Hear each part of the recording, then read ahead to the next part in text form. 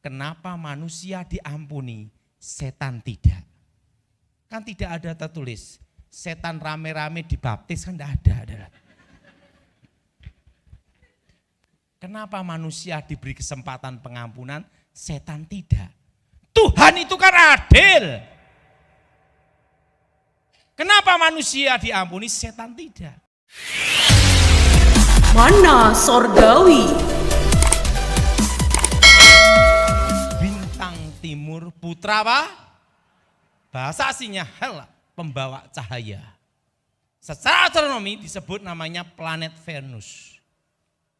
Bukannya saya berkata Lucifer di planet Venus, itu kurang kerjaan. Tapi untuk menggambarkan satu bintang yang bercahaya melebihi bintang-bintang yang lain. Sebelum Elohim, sebelum Allah menciptakan manusia, yang paling awal Tuhan menciptakan malaikat. Apa saudara? Jadi hari ini temanya kenapa setan goda manusia? Kenapa tidak goda kambing? Betul? Kenapa selalu goda apa Manu? Ngomong sebelahnya, kamu setan bukan. Nah.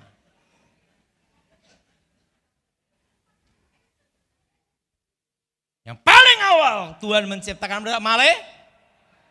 malaikat diciptakan Tuhan.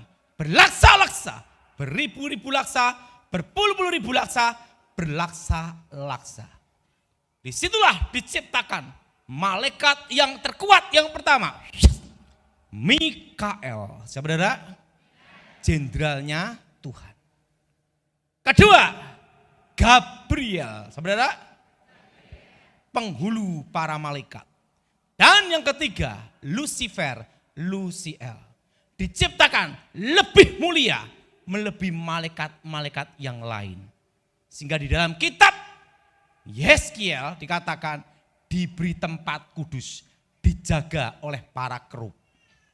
Kalau seseorang yang jaga itu kolonel-kolonel, minimal orang tersebut adalah jenderal, betul? Betul? Orang penting, betul?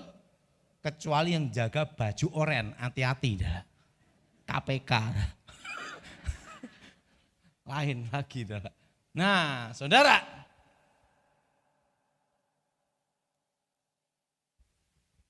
Lucifer diciptakan lebih mulia melebihi malaikat-malaikat yang lain. Dan Lucifer ada pemimpin pujian, penyembahan kepada Elohim, Allah yang hidup. Dan Lucifer, malaikat yang dekat dengan Tuhan. Apa saudara? Malaikat yang apa? Yang dekat dengan Tuhan. Pujian penyembahan, pemimpin pujian sepertiga malaikat. Karena dekat dengan Tuhan, secara otomatis tahu banyak rahasia tentang Tuhan. Kalau kita dekat dengan Tuhan, pasti tahu banyak maksud, rencana, tujuan Tuhan. Betul? Lucifer, karena tahu banyak rahasia tentang Tuhan, Lucifer ingin menjadi Tuhan. Lu udah tahu, seorang guru tidak memberikan muridnya 100%. Maksimal 75%. Jaga-jaga, murid murtad sikat. Betul? Seorang pencipta pasti tahu kelemahan ciptaannya. Betul? Saya masih ingat, saya dulu menguasai ilmu kebal, ilmu besi kuning. Waktu guru saya mau meninggal, baru dikasih tahu. Masih ada satu ilmu lagi yang harus kamu tahu. Enggak taunya guru saya juga nyimpen rahasia juga. Ada satu ilmu yang harus kamu tahu. Yaitu rahasia ilmu membunuh kamu. Gitu. Yaitu kamu hanya bisa dibunuh bila diketemukan 3 macam benda. Hatinya pohon asem, hatinya pohon kelor, hatinya pohon jati. 3 hati pohon digabung jadi 1. Tancapkan di pusar kamu, kamu mati. Hanya itu yang bisa membunuh kamu. Dalam hati saya gini, untung selama itu saya tidak pernah melawan dia. Kalau ngelawan mati juga. Tidak taunya apa, dia udah nyiapin 3 hati pohon di lemarinya dia. Kalau saya macam-macam sikat. Nah, di situ saya tahu bahwa seorang guru tidak memberikan muridnya 100, Tuhan tidak memberikan semua rahasianya. Lucifer karena tahu banyak rahasia tentang Tuhan, Lucifer ingin menjadi Tuhan. Lucifer merencanakan pemberontakan dari keinginan sendiri, melawan, mengkudeta, memberontak kepada Allah. Dosa yang pertama kali terjadi adalah ada di surga, yaitu apa? Kesombongan. Kesombongan bisa menjatuhkan seseorang. Orang hebat apapun, sombong, selesai. Betul? Betul? Betul? Begitu sombong, gini, selesai udah. Sombong, jatuh, selesai. Lucifer ingin menjadi Allah, mengkudeta Tuhan. Terjadilah pemberontakan di surga. Tuhan Maha Kuasa yang berpihak pada Tuhan 2/3, Mikael Gabriel yang melawan 1/3. Lucifer kalah, dibuang ke bumi. Jadilah iblis. Jadilah apa, saudara? Nah, ngomong sebelahnya, kamu iblis bukan? Jadilah apa, saudara? Jadilah apa, saudara? Ular naga tua, Satan, rajanya para setan. Di dalam hidup ini yang paling menyedihkan dan mengecewakan kalau kita dikhianati orang yang paling dekat dengan kita. Betul? Betul? Orang yang paling kita kasihi. Lucifer ada malaikat yang disayang Tuhan. Tuhan sangat sedih. Tuhan sangat kecewa dengan pemberontakan Lucifer. Tapi Tuhan perlu teman untuk bicara. Tuhan perlu teman untuk sahabat. Untuk menggantikan posisi Lucifer harus diciptakan lebih mulia. Karena ingat, Lucifer diciptakan lebih mulia melebihi malaikat-malaikat yang lain.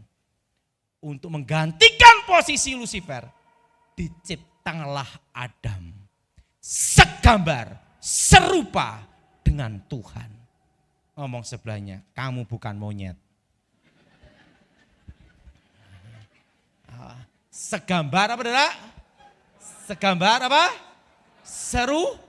Serupa dengan Tuhan. Maka manusia itu diciptakan lebih mulia melebihi malaikat. Bahkan malaikat-malaikat melayani orang-orang percaya, betul? Karena apa? Diciptakan segambar, serupa. Setelah diciptakanlah Hawa. Dan Tuhan berfirman, segala buah yang menghasilkan biji berbiji boleh engkau makan. Kecuali satu pohon di tengah, buah pengetahuan yang baik dan yang jahat. Lucifer marah, Lucifer kecewa. Seorang direktur kalau dipecat pasti jengkel sama yang ganti yang baru, betul? Dulu malaikat yang paling mulia menjadi malaikat yang paling rendah. Dulu malaikat yang dekat dengan Tuhan menjadi malaikat yang jauh dari hadirat Tuhan. Bahkan menjadi musuhnya Tuhan. Dulu malaikat yang disayang Tuhan menjadi musuhnya Tuhan. Dulu malaikat posisinya tinggi jadi paling rendah. Malaikat kegelapan. Lucifer marah. Di antara semua binatang yang di darat, yang paling cerdik siapa? Ular. Perlu dia tahu, seorang penipu pasti lebih pandai satu tingkat dengan yang ditipu. Buktinya bisa ketipu, betul?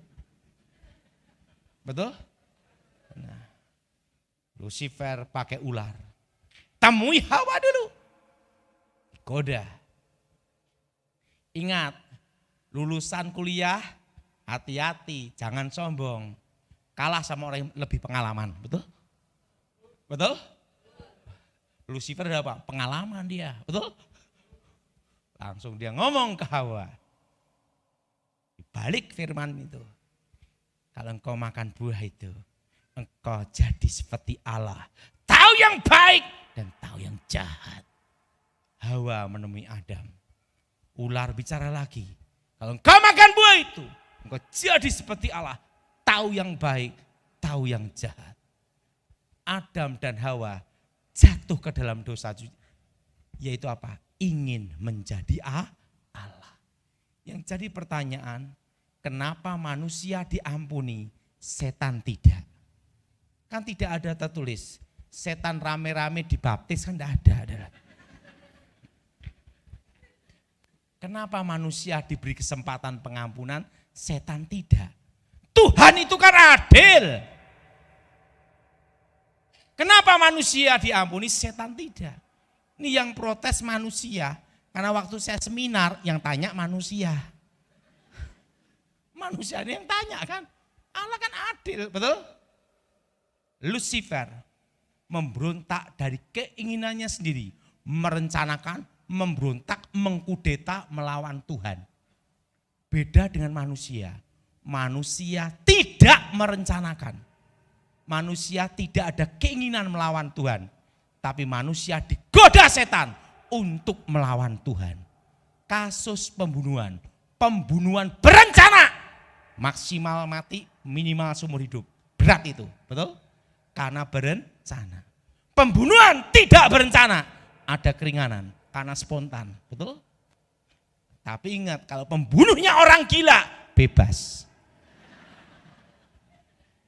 Pembunuhnya siapa? Orang gila. Bebas. Karena hakim tidak bisa ngadili orang gila. Kalau hakim bisa ngadili orang gila, hakimnya ikut.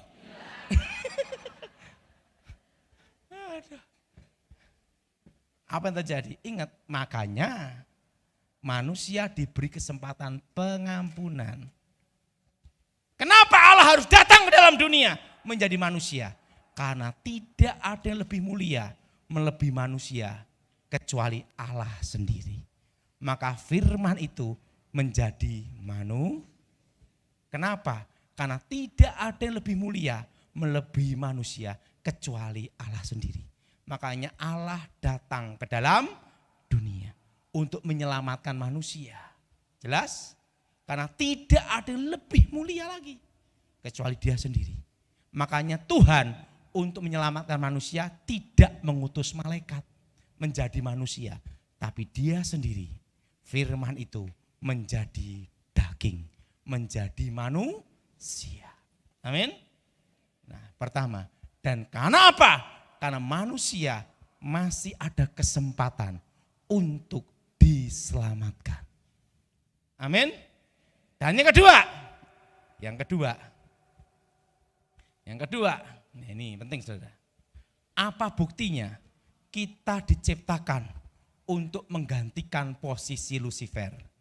Nanti di surga tidak ada yang khotbah dan tidak ada yang ngedarkan kantong kolekte. Di surga tidak ada perpuluhan, Bapak Pendeta ya. Makanya selama di bumi saudara ngasih kolekte dan perpuluhan. Karena apa? Di surga udah enggak ada, betul? Di surga adanya apa? Memuji, menyembah. Ngomong sebelahnya, memuji dan menyembah. Ingat, sepertiga malaikat yang jatuh ke dalam dosa adalah malaikat apa? Pemuji, penyembah. Jelas saudara? Ketiga, kenapa harus diciptakan langit yang baru dan bumi yang baru? Ikutin saya semua. Langit yang sekarang ini akan lenyap. Bumi yang sekarang ini akan lenyap. Tuhan ciptakan langit yang baru, bumi yang baru. Kenapa harus ada penciptaan lagi? Betul? Apa Tuhan kurang kerjaan? Betul? Ikutin saya semua. Karena langit yang sekarang ini ada dosa. Dosa apa? Pemberontakan Lucifer. Ini semua. Bumi yang sekarang ini ada dosa. Dosa apa? Pemberontakan Tuhan itu suci, mulia. Tidak boleh noda dan celah. Maka Tuhan perlu menciptakan langit yang baru, bumi yang baru, Yerusalem baru. Ingat saudara, setan tidak ada tujuan menolong manusia. Engkau harus tahu itu. Kenapa? Karena setan tahu tidak diampuni. Jelas? Makanya kalau orang kena setan pergi ke dukun. Setan ketemu setan, reoni. Kenapa? Karena setan tidak ada tujuan menolong manusia. Setan tidak ada tujuan menyelamatkan manusia. Kenapa? Karena setan tahu tidak diampuni. Jelas ya? Beda dengan manusia. Jadi engkau harus tahu posisinya dulu. Engkau diampuni, setan tidak.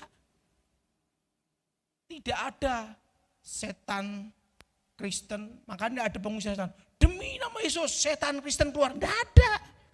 Kan tidak ada setan bertobat, betul? Karena setan tahu tidak diampuni. Nah, ngomong sebelahnya, engkau diampuni. Amin. Amin. Jadi ingat, sebagai umat Kristen, anak Tuhan, engkau harus tahu bahwa setan tidak diampuni. Nah, baru besok jam 5 ya, sore ya. Jam 5 baru saya bahas tentang kutuk, mematahkan kutuk. Nah, dan besok pagi jam 8 ya. Jam 8 sama jam 10.30. Oh, makasih dikasih waktu untuk makan juga untuk saya. Jam 8 sama jam 10.30. Nah, saya akan beritahu tentang apa yang harus dilakukan untuk 2025. Tahun berapa, Saudara? Nah, akan terjadi apa di tahun 2025? Waktu corona, sebelum corona, waktu itu saya berkata, ekonomi akan berhenti tahun 2020. Semua orang tidak percaya. Begitu kejadian, baru banyak orang bingung.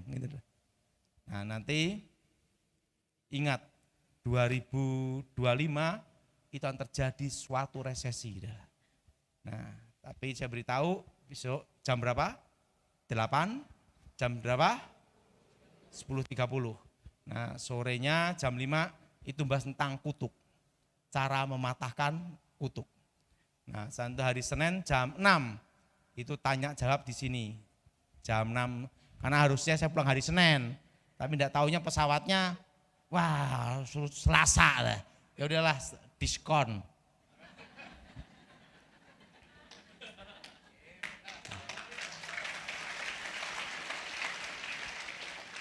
Karena hari Senin saya ada pertemuan, ada dari Wakapolda mau pertemuan. Saya ngomong nanti tidak bisa, saya Rebu aja gitu. Dari saya pulang hari Selasa saya gitu. Oh iya. Ada pertemuan untuk kondisi keamanan, bahas itu aja saudara. Untuk disampaikan ke Kementerian Pertahanan, kondisi gimana sekarang ini. Gitu. Ingat saudara, Pak, setelah Pilpres ini bakal ada demo besar enggak? Saya kasih tahu rahasia penting. Yang demo duit entek.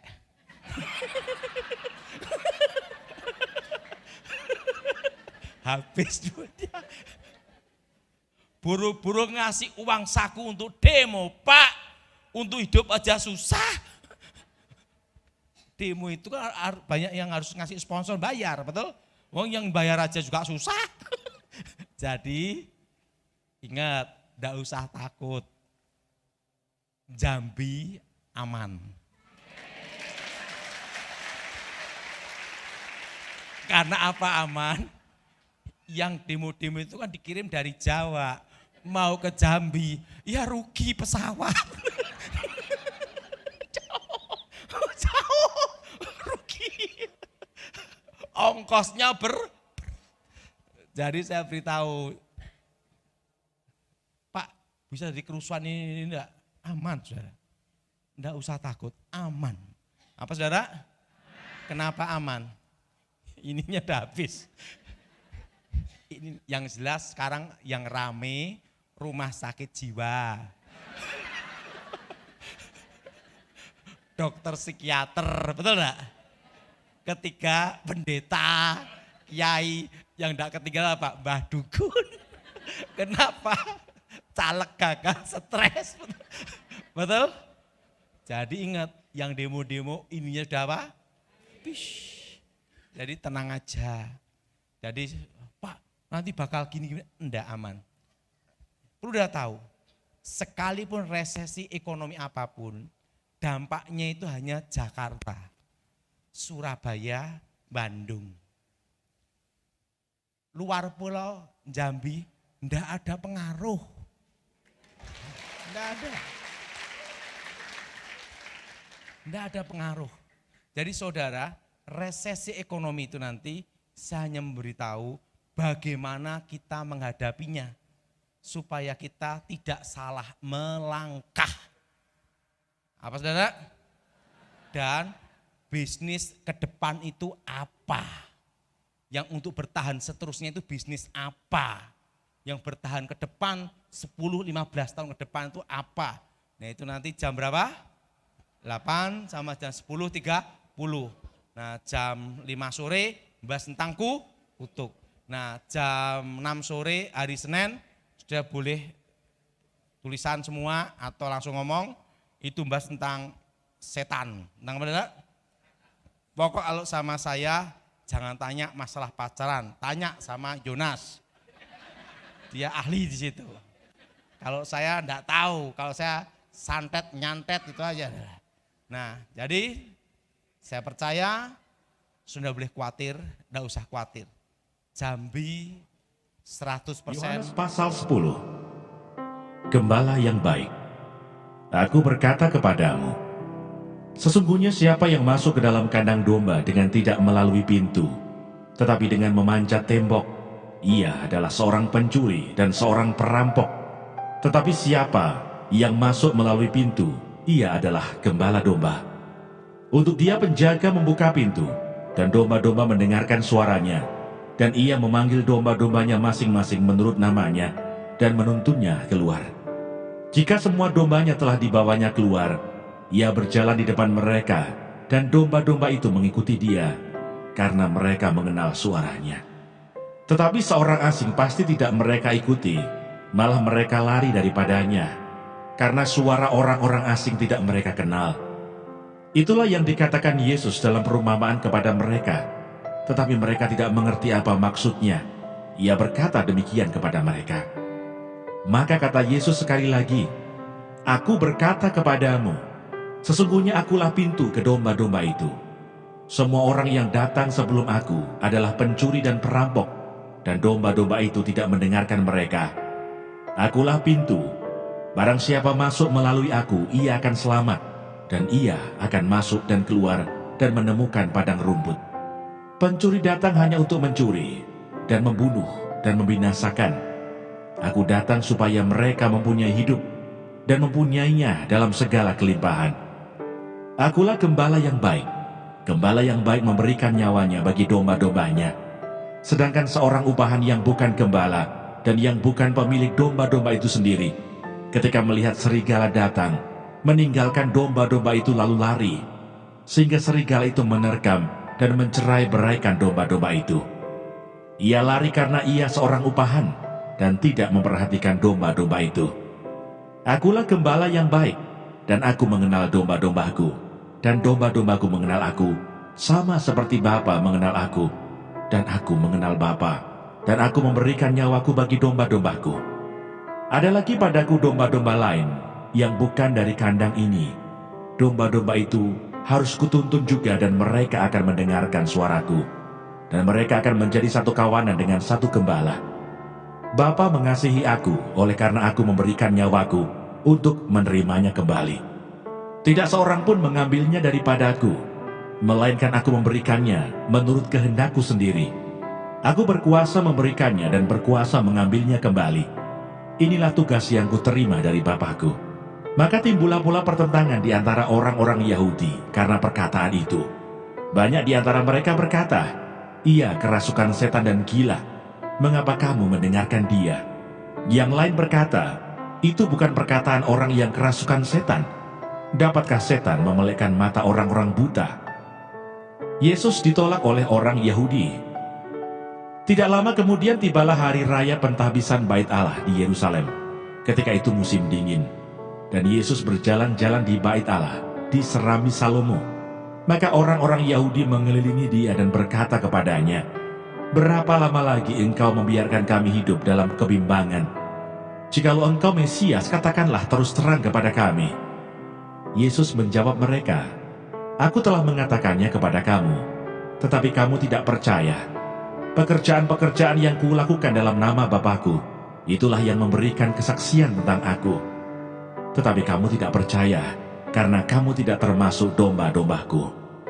Domba-dombaku mendengarkan suaraku, dan aku mengenal mereka, dan mereka mengikut aku.